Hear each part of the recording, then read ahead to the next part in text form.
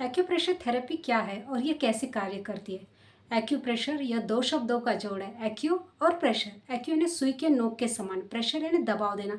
सुई के नोक के समान सूक्ष्म बिंदु पर दबाव देने की जो विधि होती है उसे एक्यूप्रेशर कहते हैं और इन बिंदुओं को एक्यू पॉइंट्स कहते हैं।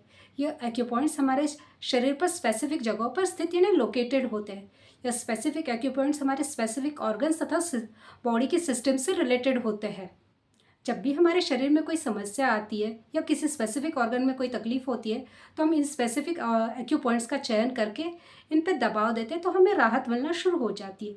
जिस तरह ये एक्यू पॉइंट्स हमारे शरीर पर स्पेसिफिक जगहों पर लोकेटेड होते हैं उसी तरह ये एक्यू पॉइंट्स हमारे हाथ की हथेली पर भी लोकेटेड होते हैं। हम जब भी उपचार करते हैं तो इन हाथ की हथेली पर आगे और तथा पीछे की साइड से ही करते हैं।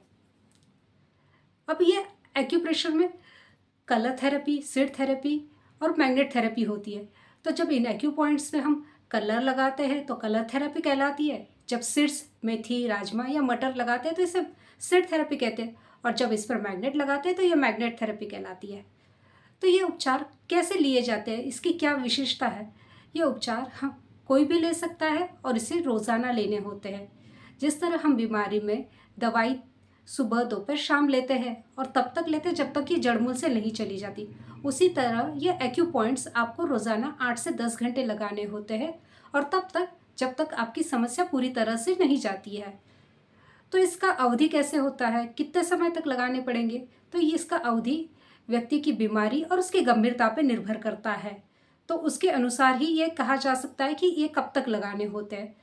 ये उपचार भोजन के तुरंत बाद ना करें, कम से कम 1 से 2 घंटे के बाद करने चाहिए। ये विशेष रूप से इसका ध्यान रखना होता है।